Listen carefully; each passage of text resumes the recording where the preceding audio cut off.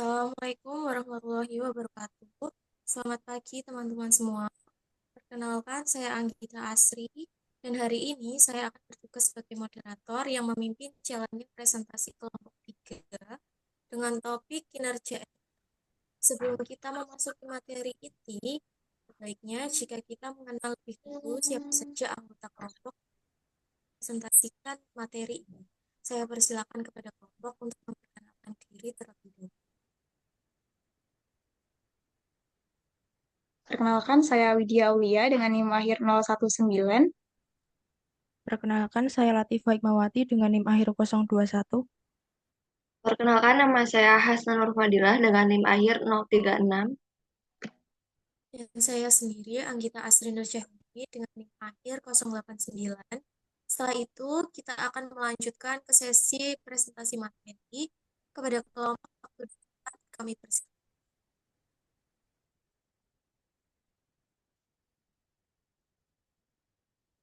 Oke, yang pertama ada pendahuluan, di mana ada latar belakang.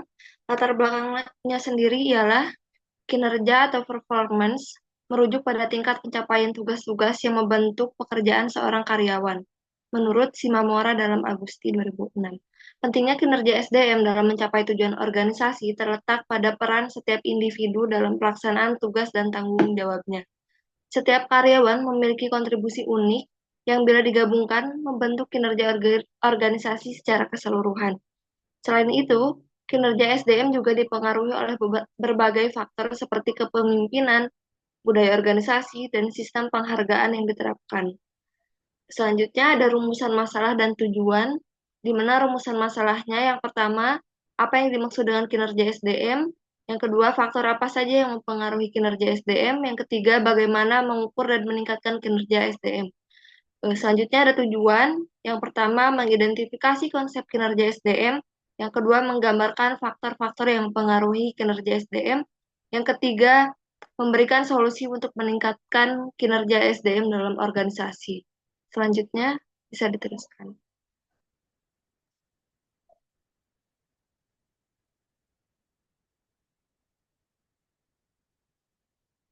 Oke, next. Baik, kemudian ada konsep kinerja SDM. Yang pertama itu adalah pengertian kinerja SDM. Nah, istilah kinerja karyawan atau employee performance atau sering juga disebut dengan prestasi kerja atau job performance atau performance.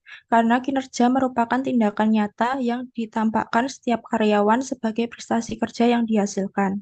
Sutrisno 2016 mendefinisikan kinerja sebagai kesuksesan individu dalam menjalankan tugas di suatu organisasi sesuai dengan tanggung jawab masing-masing atau tentang bagaimana karyawan ini berperilaku sesuai dengan tugas yang telah dibebankan dengan memperhatikan kualitas, kuantitas, dan juga waktu yang digunakan dalam menjalankan tugas.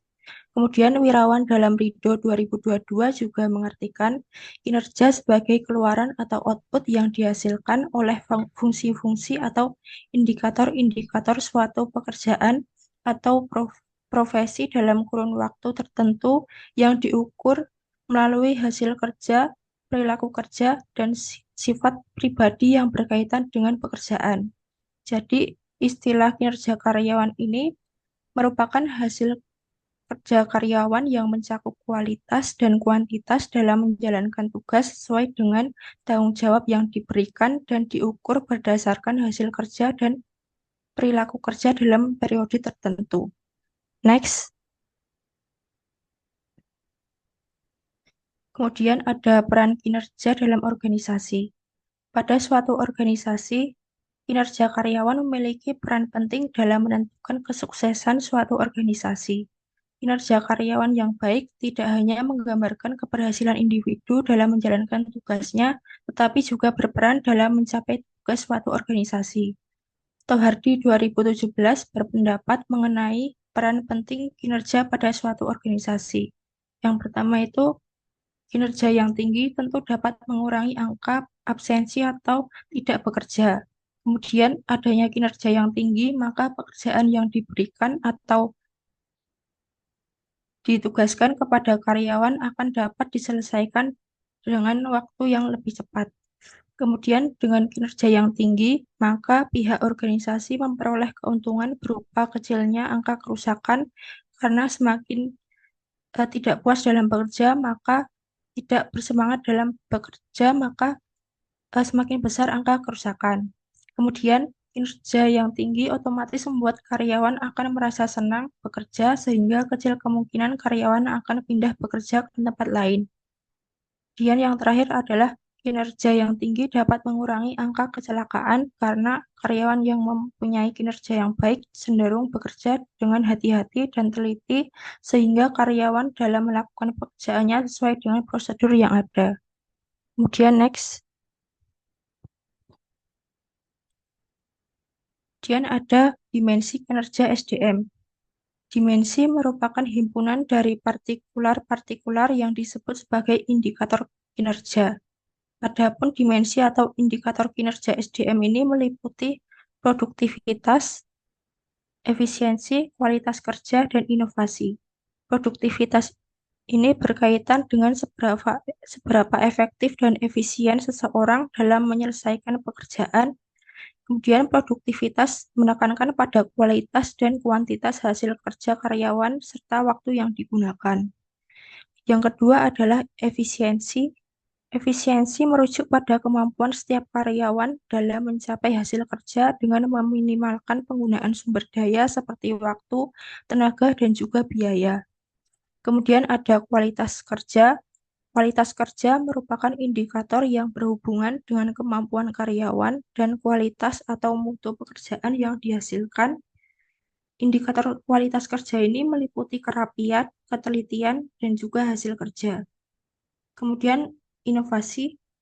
Pada konteks indikator kinerja SDM, inovasi berarti SDM yang berperilaku inovatif. Perilaku kerja yang inovatif ini meliputi eksplorasi ide atau berat atau hal ini berarti karyawan mampu menemukan peluang atau masalah. Kedua adalah generasi ide. Hal ini berarti karyawan mampu mengembangkan ide dan menciptakan dan juga menyarankan ide-ide untuk suatu proses baru. Kemudian yang ketiga adalah idea campioning atau karyawan ini terdorong untuk mencari dukungan dalam mewujudkan ide-ide inovatif yang telah mereka hasilkan. Kemudian implementasi ide, karyawan memiliki keberanian untuk menerapkan ide-ide baru ke dalam proses kerja mereka. Next. Kemudian ada faktor-faktor yang mempengaruhi kinerja SDM. Yang pertama adalah kompetensi dan keterampilan.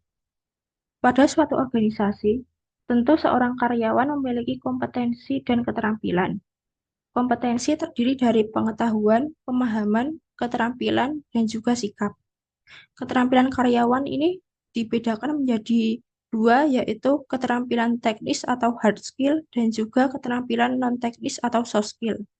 Keterampilan teknis atau hard skill ini diperoleh dari sertifikasi dan pengalaman kerja sebelumnya. Sementara itu, kemampuan non-teknis atau soft skill merupakan kemampuan untuk berinteraksi dalam lingkungan kerja.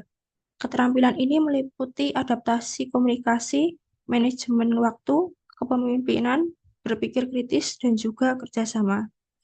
Hard skill dan soft skill ini dibutuhkan dalam melakukan pekerjaan agar tercapai hasil yang optimal.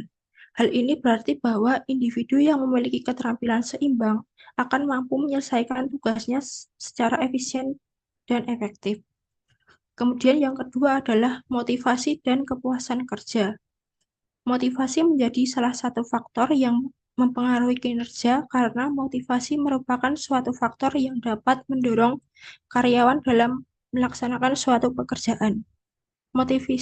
Motivasi ini memiliki fungsi sebagai alat penggerak karyawan agar mereka bersedia bekerja secara aktif guna mencapai tujuan suatu organisasi. Nah, motivasi ini dibedakan menjadi dua. Yang pertama adalah motivasi intrinsik. Motivasi intrinsik ini merupakan keinginan atau bertindak yang disebabkan oleh faktor dari dalam setiap individu. Individu yang digerakkan oleh motivasi intrinsik akan merasa puas jika kegiatan yang dilakukan dapat membuahkan hasil. Hal ini berarti bahwa motivasi intrinsik ini dipengaruhi oleh hasrat untuk mencapai tujuan tertentu.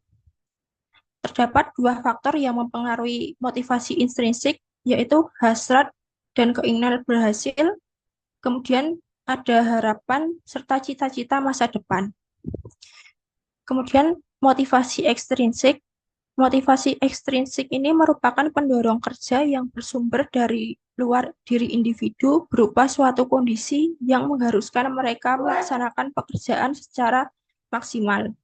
Faktor pendorong pada motivasi ekstrinsik ini meliputi gaji atau kompensasi, status, kemudian working condition. Adanya faktor tersebut akan mendorong individu untuk bekerja lebih keras sehingga berdampak pada peningkatan produktivitas dan kualitas pekerjaan mereka. Kemudian kinerja karyawan juga dipengaruhi oleh kepuasan kerja.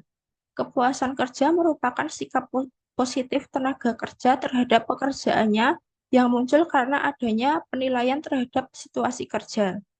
Kepuasan kerja karyawan dapat diperoleh melalui gaji pokok, kompensasi, promosi jabatan, kenaikan gaji, penghargaan, perjalanan ke luar negeri, dan juga hubungan kerja.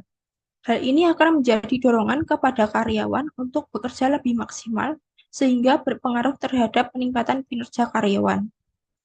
Yang ketiga ada kepemimpinan dan juga budaya organisasi. Kepemimpinan berkaitan dengan cara mempengaruhi orang lain. Gaya kepemimpinan merupakan sifat yang diterapkan oleh seorang pemimpin untuk membimbing bawahan dalam mengerjakan suatu pekerjaan.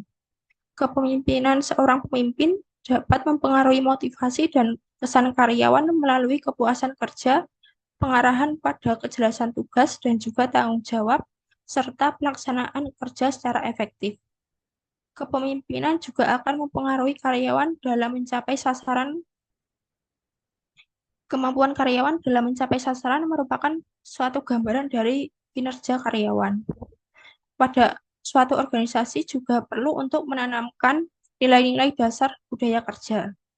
Penanaman nilai dasar budaya kerja bertujuan agar dapat mempengaruhi cara kerja karyawan menjadi lebih optimal sehingga tujuan dari suatu organisasi dapat dicapai. Terciptanya budaya kerja yang baik akan mencapai hasil yang dapat meningkatkan kinerja karyawan. Kemudian, faktor yang keempat adalah lingkungan kerja. Lingkungan kerja merupakan segala sesuatu yang terdapat di sekitar para karyawan yang secara langsung dapat mempengaruhi penyelesaian tugas-tugas karyawan. Lingkungan kerja yang baik dan memuaskan karyawan tentu akan meningkatkan kinerja dari karyawan itu sendiri. Lingkungan yang baik membuat para karyawan dapat menyelesaikan tugas yang dibebankan dengan baik dan penuh tanggung jawab. Kemudian, faktor yang terakhir adalah pelatihan dan juga pengembangan. Pelatihan dan pengembangan memiliki arti yang berbeda. Pelatihan merupakan suatu proses untuk mengajarkan karyawan baru atau karyawan lama dengan keterampilan dasar yang diperlukan untuk menyelesaikan pekerjaan dengan efektif dan efisien. Sedangkan pengembangan adalah upaya dalam meningkatkan kemampuan karyawan secara konseptual, teoritis, teknis, dan moral sesuai dengan kebutuhan pekerjaan atau jabatan melalui metode pendidikan dan pelatihan. Adanya pelatihan dan pengembangan karyawan tentunya dapat meningkatkan kemampuan dan keterampilan karyawan. Peningkatan kemampuan dan keterampilan karyawan inilah yang nantinya akan mempengaruhi produktivitas kinerja karyawan. Karyawan akan menjadi kompeten dalam menyelesaikan pekerjaannya secara efektif, efisien, dan dengan hasil yang berkualitas. Next. Baik, selanjutnya yaitu pengukuran kinerja SDM. Nah, yang pertama ada indikator pengukuran kinerja menggunakan KPI atau Key Performance Indicator. Nah, definisi dari Key Performance Indicator sendiri yaitu merupakan alat pengukuran yang digunakan untuk menilai efektivitas kinerja karyawan dalam mencapai target serta tujuan organisasi. KPI juga membantu menghubungkan kegiatan sehari-hari karyawan dengan tujuan strategis organisasi. Kaplan dan Norton pada tahun 1996 juga memperkenalkan konsep ini dalam metode balance scorecard yang bertujuan mengukur kinerja dari berbagai aspek yang relevan dengan misi dan visi organisasi. Sedangkan menurut Parmenter 2015, KPI memungkinkan organisasi untuk mengidentifikasi kinerja secara objektif dan memberikan wawasan yang dapat ditindaklanjuti guna meningkatkan efisiensi dan produktivitas. Yang kedua yaitu tujuan penentuan KPI atau Key Performance Indicator. Yang pertama yaitu mengevaluasi produktivitas karyawan. Jadi KPI membantu mengukur seberapa produktif karyawan dalam melaksanakan tugasnya. Yang kedua yaitu mengidentifikasi area yang perlu diperbaiki. KPI manajemen dapat menemukan bidang di mana karyawan mungkin membutuhkan lebih banyak pelatihan atau dukungan. Yang ketiga yaitu mendorong akuntabilitas. Jadi karyawan menjadi lebih bertanggung jawab terhadap hasil kerjanya karena mereka sadar bahwa kinerja mereka diukur secara terstruktur. Yang keempat yaitu mengintegrasikan tujuan karyawan dengan tujuan organisasi. Nah, jadi KPI memastikan bahwa upaya individu selaras dengan sasaran strategis organisasi. Yang kelima yaitu memberi umpan balik dan motivasi, yaitu KPI memberikan dasar bagi karyawan untuk mendapatkan umpan balik konstruktif sehingga mereka termotivasi untuk meningkatkan kinerja. Selanjutnya yaitu kriteria KPI yang efektif. Nah, agar KPI dapat berfungsi dengan baik, mereka tuh harus memenuhi beberapa kriteria yang dirumuskan dalam konsep yaitu spesifik, measurable, actionable, relevant, dan temporal. Nah, jadi menurut Pulakos 2015, kriteria ini tuh memastikan bahwa KPI yang digunakan akan relevan dan dapat menghasilkan pengukuran yang akurat. Nah, yang pertama yaitu spesifik. Nah, jadi KPI itu harus fokus pada area tertentu yang dapat ditindaklanjuti. Misalnya, sebuah KPI untuk tim penjualan bisa berfokus pada penjualan bulanan atau retensi pelanggan. Yang kedua, measurable atau kata lainnya dapat diukur. Jadi kinerja harus dapat diukur secara objektif, baik melalui data kuantitatif maupun kualitatif, sehingga hasilnya dapat diperbandingkan. Yang ketiga, achievable, yaitu dapat dicapai. Jadi KPI yang ditetapkan harus realistis dan dapat dicapai oleh karyawan, agar tetap memotivasi dan tidak membebani mereka dengan ekspektasi yang tidak wajar. Ada relevan. Jadi KPI harus relevan dengan tugas utama karyawan dan memiliki kontribusi langsung terhadap pencapaian tujuan organisasi.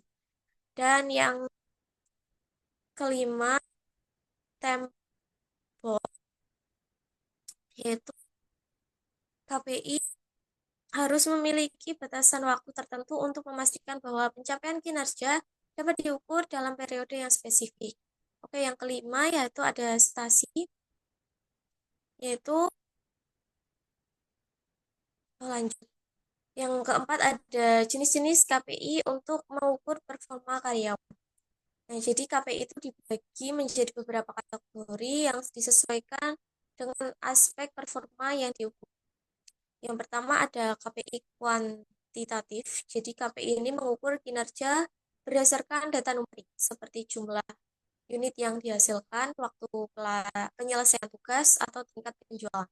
Nah, pengukuran kuantitatif itu bersifat objektif dan dapat diverifikasi dengan data yang akurat. Nah, selanjutnya ada KPI kualitatif.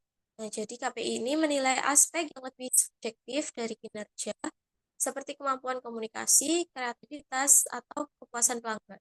Meskipun lebih sulit diukur secara objektif, KPI kualitatif penting untuk menilai kualitas kerja secara menyeluruh. Yang ketiga ada KPI finansial. Jadi KPI yang berkaitan dengan aspek keuangan organisasi seperti peningkatan pendapatan, pengurangan biaya, atau peningkatan profitabilitas. Dan yang keempat ada KPI non-finansial. Jadi KPI ini tuh mencakup hal-hal seperti kepuasan karyawan, pengukuran tingkat turnover, atau dampak terhadap lingkungan. Jadi KPI non-finansial ini seringkali mencerminkan nilai-nilai jangka panjang organisasi yang tidak selalu berhubungan dengan laba langsung. Oke, next. Selanjutnya ada proses penentuan KPI, di mana proses penentuan KPI tidak hanya melibatkan penetapan target, tetapi juga memastikan bahwa indikator-indikator yang dipilih selaras dengan strategis organisasi dan peran karyawan. Nah, Kaplan dan Norton pada tahun 1996 serta Parmeter 2015 itu menjelaskan proses penentuan KPI itu ada 4. Yang pertama, mengidentifikasi tujuan organisasi, di mana langkah awal dalam menetapkan KPI adalah memahami tujuan jangka panjang organisasi. Setiap KPI yang dibuat harus terkait dengan tujuan strategis ini. Yang kedua, identifikasi peran dan tanggung jawab. Nah, setelah tujuan organisasi diketahui, penting untuk menentukan bagaimana setiap karyawan berkontribusi terhadap tujuan tersebut, baik langsung maupun tidak langsung. Yang ketiga, ada menetapkan KPI yang relevan. Jadi KPI yang dipilih harus relevan dengan peran dan tanggung jawab spesifik karyawan, sehingga kinerja mereka tuh dapat dievaluasi secara akurat. Yang keempat, ada pemantauan dan hasil berkala. Jadi setelah KPI diterapkan, penting untuk memantau kinerja secara berkala untuk memastikan bahwa tercapai atau memerlukan penyesuaian. Yang selanjutnya ada manfaat penggunaan KPI. Manfaat utama dari penggunaan KPI itu yang pertama ada meningkatkan produktivitas, di mana KPI membantu karyawan untuk fokus pada tugas-tugas yang paling penting dan menghindari gangguan dari hal-hal yang kurang relevan. Yang kedua ada pengambilan keputusan yang lebih baik. Nah, jadi data KPI memberi dasar yang kuat bagaimana manajemen untuk membuat kepuasan strategis mengenai sumber daya dan organisasi. Terus yang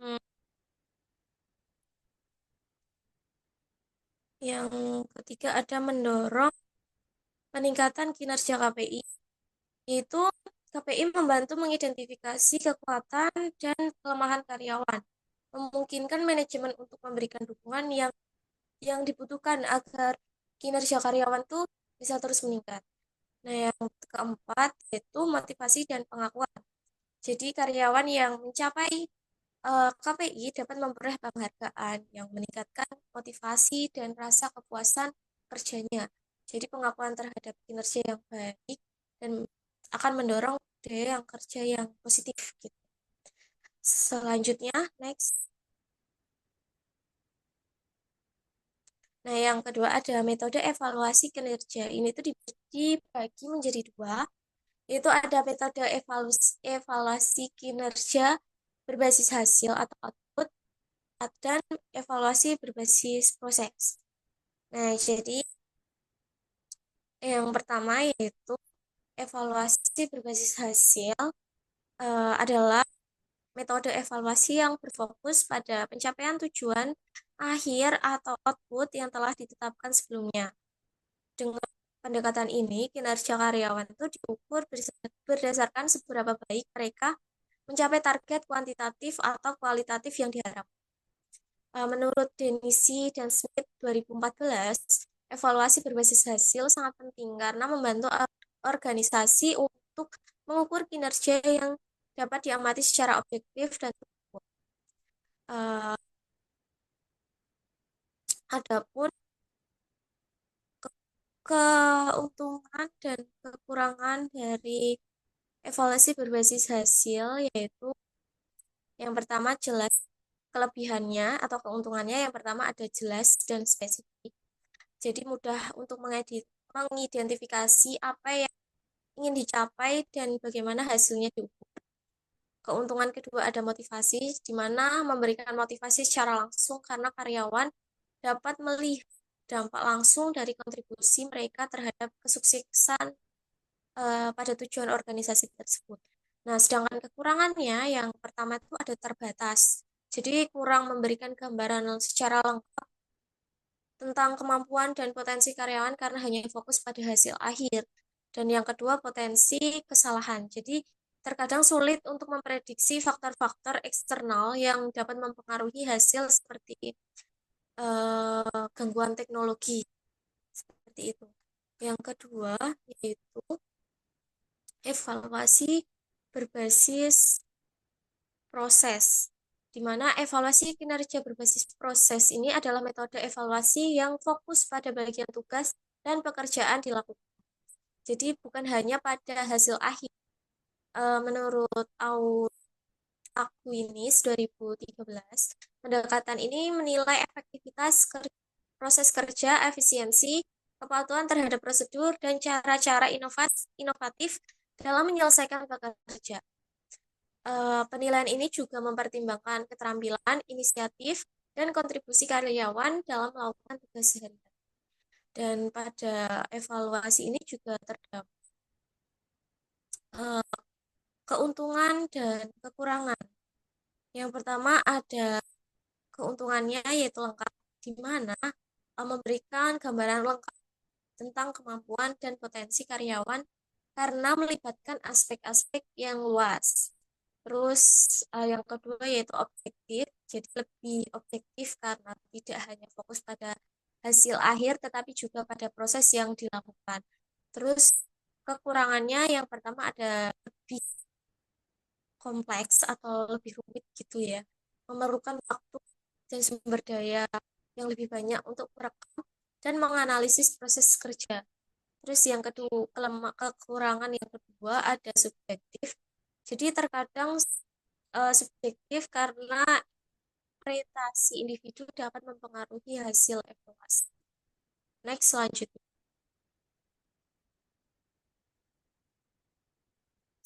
Yang ketiga itu ada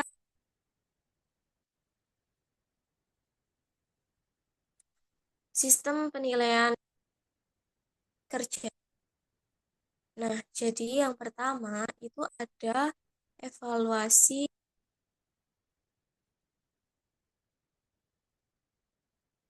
evaluasi 3.360 derajat, di mana berbagai sumber umpan balik.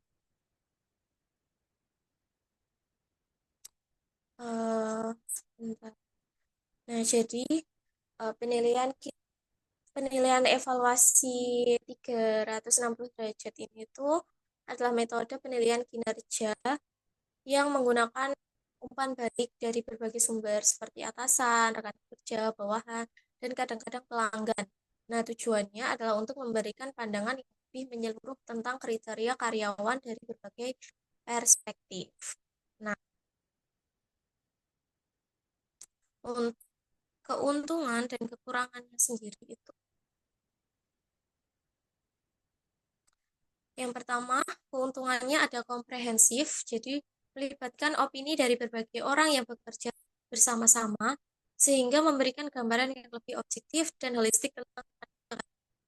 Yang kedua ada transparansi, yaitu membantu karyawan memahami bagaimana mereka dilihat dari berbagai pihak sehingga dapat meningkatkan kesadaran dan motivasi. Yang ketiga, improvement opportunities. Dengan feedback dari berbagai sumber, karyawan menemukan area-area yang perlu ditingkatkan dan mengembangkan diri secara lebih efektif. Untuk kekurangannya terdapat ada dua, yaitu di mana yang pertama waktu dan sumber daya. Jadi memerlukan waktu dan sumber daya yang lebih banyak untuk mengumpulkan dan menganalisis feedback dari berbagai sumber. Yang kedua ada subjektivitas, yaitu pandangan dari setiap sumber yang berbeda-beda sehingga perlu dilakukan analisis yang teliti untuk menghilangkan subjektivitas gitu. Yang kedua ada evaluasi berbasis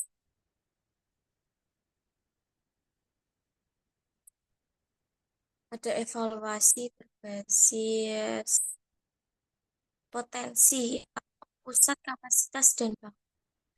Nah, jadi evaluasi berbasis kompetensi adalah sistem penilaian kinerja yang fokus pada kemampuan atau keterampilan spesifik yang dimiliki oleh karyawan.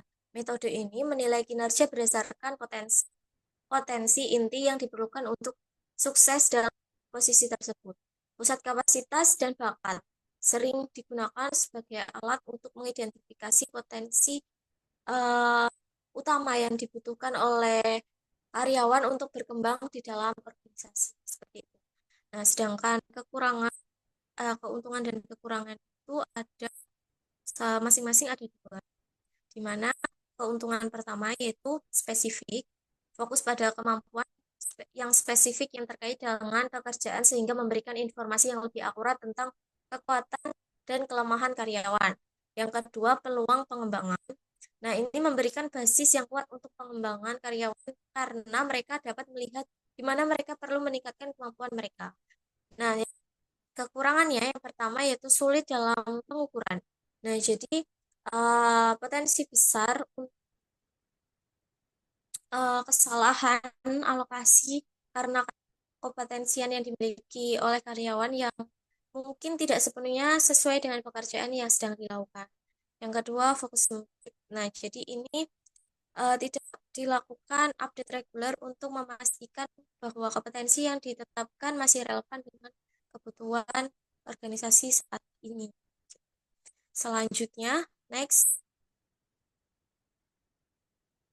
Nah, yang terakhir tuh ada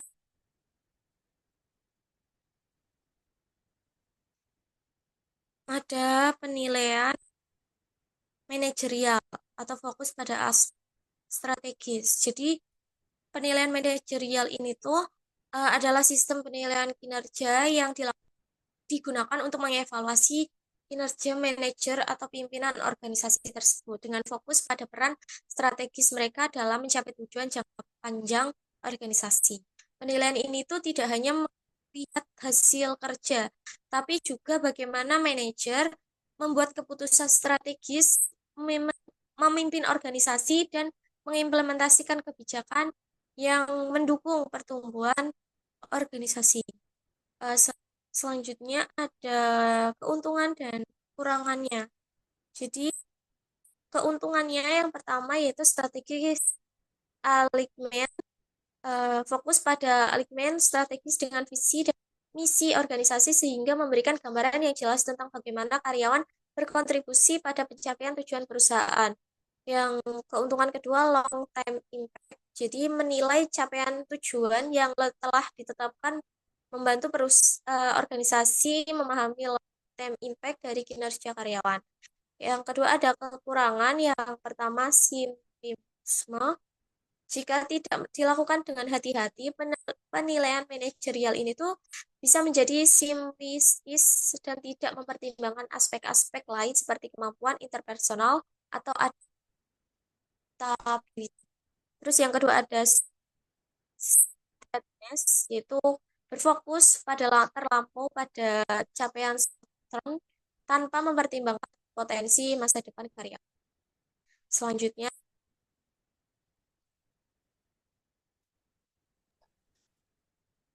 Baik, selanjutnya di sini kita akan membahas mengenai tantangan-tantangan yang ada dalam meningkatkan kinerja SDM.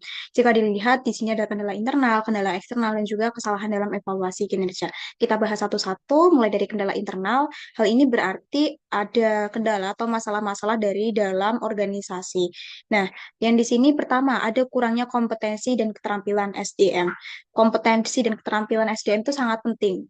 Kalau kompetensi dan keterampilan mereka kurang memadai, maka akan membuat karyawan mengerjakan tugas itu tidak efektif dan juga tidak efisien, sehingga akan menghambat pertumbuhan individu dan pertumbuhan organisasi ke depan. Yang kedua, ada motivasi yang rendah. Motivasi yang rendah ini contohnya bisa kita lihat pada karyawan yang kurang bersemangat dalam mengerjakan tugas sehari-hari, terus hal tersebut bisa mengurangi kualitas kinerja mereka dan juga mengurangi adanya inisiatif dan kreativitas dari si karyawan. Hal tersebut menghambat pertumbuhan organisasi juga. Yang ketiga, ada kepemimpinan yang tidak efektif. Pemimpin itu sebaiknya memberikan arahan yang jelas, tetapi kalau tidak efektif, pemimpin tersebut tidak memberikan arahan yang jelas kepada karyawannya, terus juga tidak memberikan feedback, padahal feedback itu sangat penting. Dan yang di sini yang ketiga itu ada pemberian apresiasi, di mana hal tersebut akan memberikan motivasi lebih baik kepada karyawan. Tapi itu tidak diberikan oleh pemimpin yang tidak efektif. Yang keempat, ada lagi pemimpin tersebut tidak memberikan gambaran visi yang jelas untuk organisasinya ke depan seperti apa, sehingga akan menyebabkan karyawan menjadi bingung dan juga demotivasi karena kurang jelas nih mau ngapain untuk ke depannya.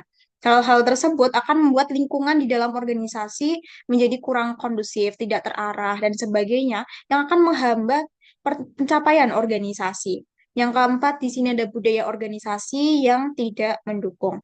Budaya ini ditandai dengan komunikasi yang tidak efektif di antara sumber daya manusia di dalam organisasi, kemudian ada resistensi atau penolakan terhadap perubahan.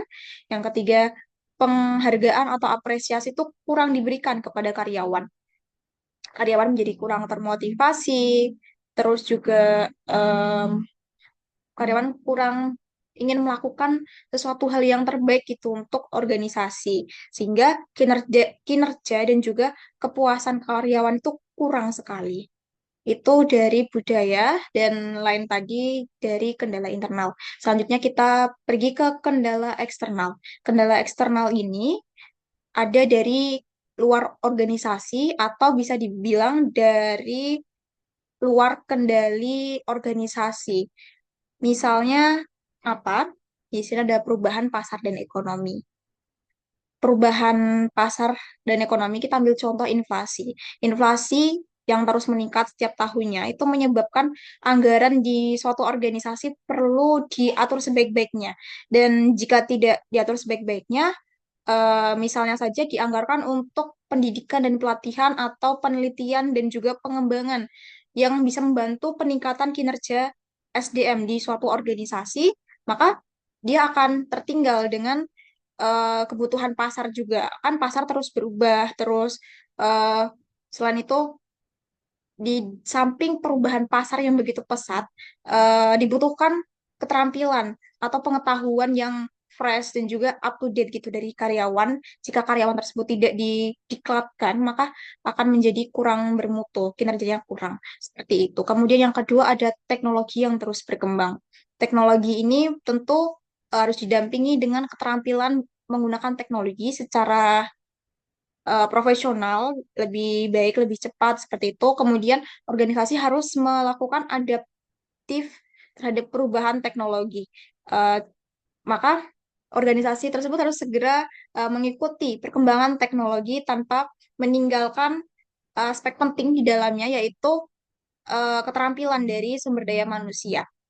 Yang ketiga, ada persaingan yang semakin meningkat. Seperti yang kita ketahui sekarang bahwa persaingan di dunia kerja, di dunia industri itu sangatlah pesat dan juga ketat.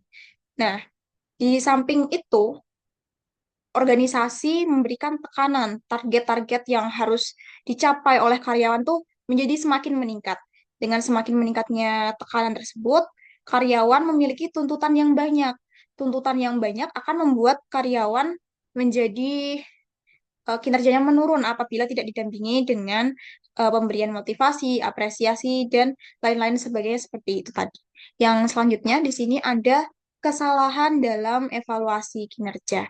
Kesalahan yang pertama adalah pengukuran yang tidak akurat. Seperti yang kita tahu bahwa evaluasi kinerja tadi kan menggunakan pengukuran KPI yang banyak ya.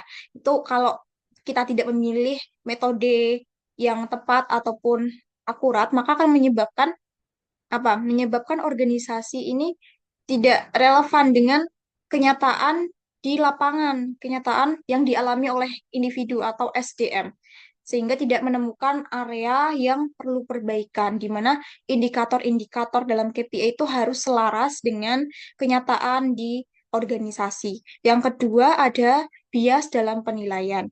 Bias dalam penilaian ini bertentangan ya dalam penilaian karena dia subjektif. Subjektif itu eh, berdasarkan orang tertentu misalnya yang dikenali atau dia merupakan orang dalam dari seseorang.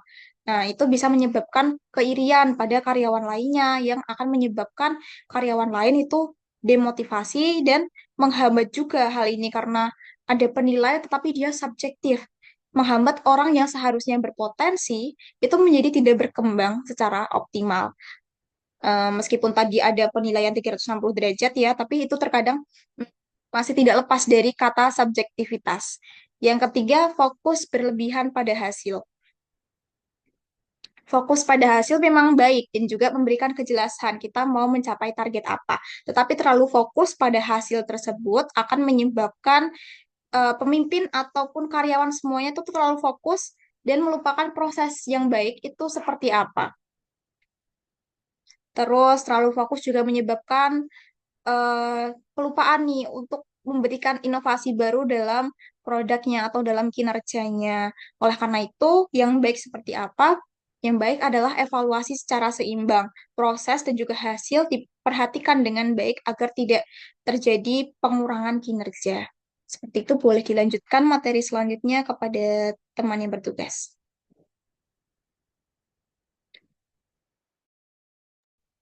Oke, selanjutnya strategi untuk meningkatkan kinerja SDM, di mana di sini ada 4. Yang pertama program pelatihan dan pengembangan, kemudian pemberian motivasi dan penghargaan, selanjutnya perbaikan sistem manajemen kinerja, kemudian yang terakhir keterlibatan karyawan dalam pengambilan keputusan. Oke, yang pertama yaitu program pelatihan dan pengembangan. Ada 2 kategori utama dalam program pelatihan dan pengembangan manajemen, yaitu metode praktis atau on-the-job training, dan yang kedua teknik-teknik presentasi informasi dan metode-metode simulasi atau off-the-job training, seperti yang dijelaskan oleh Dicenzo dan Robbins. Yang pertama yaitu metode praktis atau on-the-job training, merupakan metode latihan yang paling banyak digunakan. Karyawan dilatih tentang pekerjaan baru dan dengan supervisi langsung dari seorang pelatih yang berpengalaman. Berikut beberapa teknik yang biasa digunakan dalam praktik ini. Yang pertama, rotasi jabatan. Rotasi jabatan adalah cara mengatur agar karyawan dibagi ke dalam berbagai macam tugas untuk menciptakan kesempatan dan adaptabilitas yang lebih luas. Hal ini membantu karyawan memahami berbagai aspek organisasi dan meningkatkan kemampuan mereka yang holistik. Yang kedua ada latihan instruksi pekerjaan. Latihan instruksi pekerjaan melibatkan karyawan dalam tahapan-tahapan spesifik untuk mempelajari sebuah tugas. Trainer memberikan instruksi detail tentang apa yang harus dilakukan dan bagaimana melakukan tugas tersebut, sehingga karyawan bisa belajar secara langsung dan efektif. Yang ketiga, magang. Magang adalah program temporer yang dirancang agar karyawan baru dapat belajar langsung dari profesional atau senior. Melalui magang, karyawan dapat mempelajari teknik-teknik spesifik dan membangun hubungan yang kuat dengan tim manajemen. Yang keempat, yaitu coaching. Coaching adalah metode on-the-job training yang melibatkan supervisor atau pelatih berpengalaman untuk mentransfer pengetahuan dan keterampilan kepada karyawan baru. Metode ini memberikan feedback konstruktif dan memfasilitasi perkembangan kinerja individu. Yang kelima, penugasan sementara. Penugasan sementara melibatkan karyawan dalam proyek-proyek singkat yang relevan dan dengan posisi mereka. Ini membantu mereka meningkatkan fleksibilitas dan adaptabilitas karyawan dalam menghadapi tantangan baru. Yang kedua yaitu pemberian motivasi dan penghargaan. Sumanto menyatakan bahwa motivasi adalah perubahan energi dalam diri seseorang yang ditandai dengan dorongan dan respon efektif untuk mencapai suatu tujuan. Maaf sebelumnya.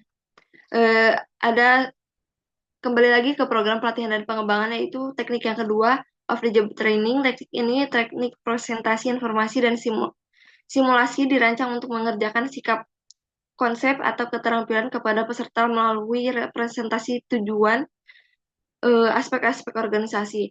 Tujuan utama teknik presentasi informasi adalah untuk memberikan edukasi yang intensif dan interaktif sehingga peserta dapat mempraktikannya dalam situasi yang realistis. Dalam pemilihan teknik tertentu untuk digunakan pada program pelatihan dan pengembangan, ada beberapa trade-offs yang perlu dipertimbangkan.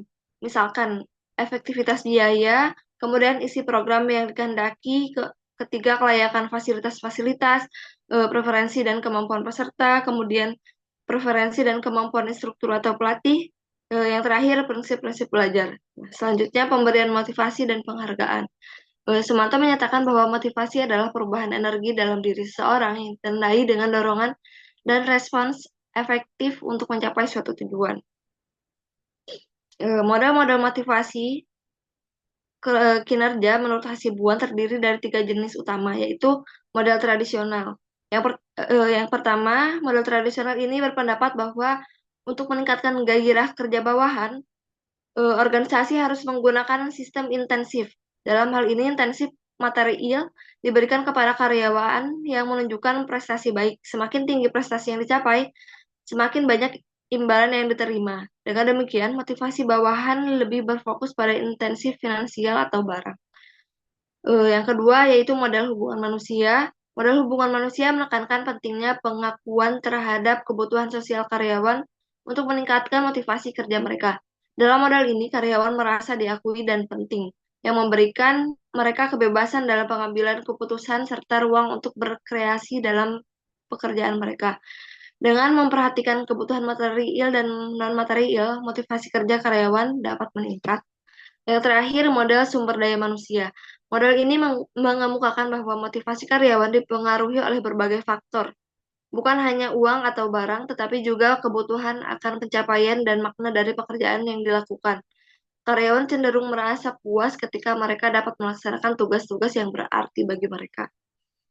Selanjutnya, yaitu perbaikan sistem manajemen kinerja, di mana manajemen kinerja adalah upaya untuk meningkatkan kemampuan karyawan agar dapat mencapai kinerja maksimal. Model manajemen kinerja ini ada konteks total quality management, di mana di dalamnya ada re-engineering, organisasi respons cepat, dan pengembangan organisasi. Dalam konteks ini, TQM muncul sebagai paradigma baru dalam manajemen yang menekankan usaha kolektif semua manajer dan karyawan untuk memenuhi kepuasan pelanggan melalui perbaikan berkelanjutan di berbagai bidang.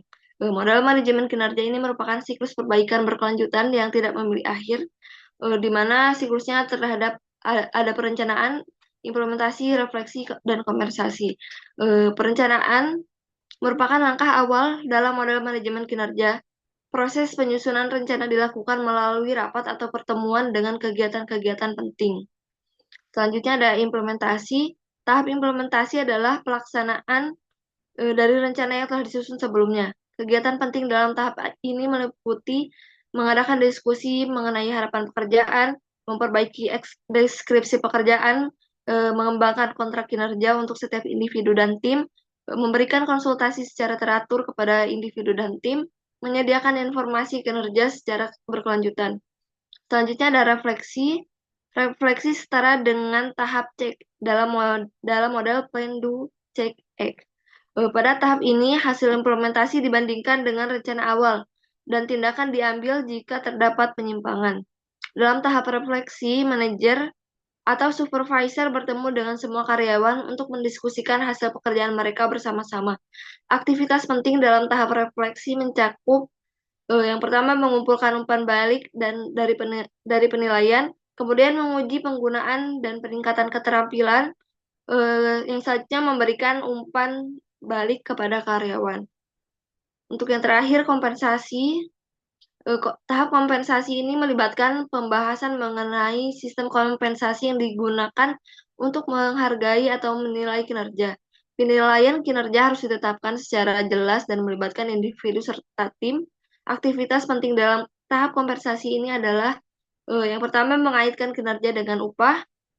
Yang kedua, menentukan kompensasi berdasarkan kontribusi individu pada tingkat-tingkat individu, tim, dan organisasi. Yang terakhir, menggunakan kombinasi sistem kompensasi total. Yang selanjutnya, keterlibatan karyawan dalam pengambilan keputusan. Keterlibatan karyawan dalam pengambilan keputusan organisasi merupakan elemen penting dalam manajemen modern. Hal ini terbukti memiliki dampak positif pada motivasi, kepuasan kerja, dan kinerja keseluruhan organisasi. Organisasi dapat mengadopsi berbagai tingkat keterlibatan, mulai dari keterlibatan pasif hingga pemberdayaan penuh karyawan, tergantung pada kebutuhan organisasi. Meski demikian, mengimplementasikan keterlibatan karyawan dapat menghadapi berbagai tantangan, seperti resistensi perubahan, kurangnya komunikasi, serta keterbatasan sumber daya. Oleh karena itu, untuk memastikan keberhasilan program keterlibatan karyawan, organisasi perlu mengatasi hambatan tersebut. Kemudian kepemimpinan juga berperan penting untuk keterlibatan karyawan ini. Dengan mendorong keterlibatan, juga menetapkan visi yang jelas, menyediakan dukungan, serta memotivasi karyawan. Komunikasi yang efektif juga sangat penting dalam proses pengambilan keputusan, termasuk memberikan umpan balik, melibatkan karyawan, dan memastikan mereka memahami alasan di balik keputusan. Dengan melibatkan karyawan dalam keputusan organisasi, dapat tercipta rasa kepemilikan dan komitmen yang pada akhirnya meningkatkan produktivitas dan kinerja organisasi. Next, selanjutnya. Next slide. Baik, teman-teman, di sini kita akan melihat studi kasus dan praktik terbaik pada bagian 7. Yang pertama, contoh keberhasilan dalam meningkatkan kinerja SDM. Saya mengambil contoh di SMKS Teknologi Mandiri. SMKS Teknologi Mandiri adalah salah satu contoh dari lembaga pendidikan yang telah berhasil meningkatkan kinerja sekolahnya dengan cara menerapkan pelatihan berkelanjutan untuk guru, menggunakan kriteria berbasis kompetensi, menerima segala bentuk feedback, dan mengadakan kegiatan ekstrakurikuler yang inovatif. Melalui cara tersebut, membuat sekolah berhasil meningkatkan hasil ujian nasional, kepuasan siswa, dan tingkat kelulusan ujian sekolah itu mencapai 95%. Dari contoh keberhasilan ini menunjukkan bahwa pentingnya pelatihan berkelanjutan yang didukung dengan relevansi kurikulum dalam menyiapkan siswa untuk orientasi masa depan, yakni dunia kerja. Tidak luput juga terdapat peran pemimpin yang proaktif dan pembangunan budaya positif yang senantiasa digencarkan, turut menjadi faktor keberhasilan peningkatan kinerja SDM di SMKS Teknologi Mandiri. Yang kedua, kita akan melakukan pembelajaran dari kegagalan. Kegagalan adalah bentuk peluang untuk belajar dan berkembang. Individu maupun organisasi perlu menjadi pembelajar dari kegagalan agar lebih inovatif dan adaptif terhadap perubahan. Cara untuk belajar dari kegagalan yakni dengan merefleksikan kesalahan yang telah terjadi, sharing pengalaman dengan tim, dan mengimplementasikan perubahan yang diperlukan. Untuk mengenali area yang memerlukan perbaikan dan menentukan prioritas tindakan yang harus diambil ialah dengan melakukan identifikasi. Adapun metode yang dapat digunakan yakni analisis SWOT, Strength, Weakness, Opportunities, Threats, diagram fishbone, dan analisis five ways. Dari hasil studi menunjukkan bahwa analisis penyebab kegagalan secara komprehensif dapat mengurangi risiko terulangnya masalah yang sama di masa depan. Alfizi et al. 2019. Selanjutnya, boleh disampaikan oleh teman saya bertugas.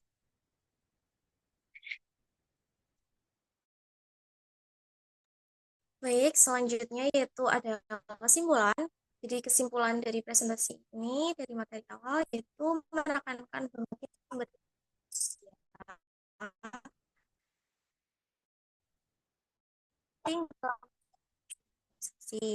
karena individu memiliki fungsi untuk memengaruhi kinerja keseluruhan.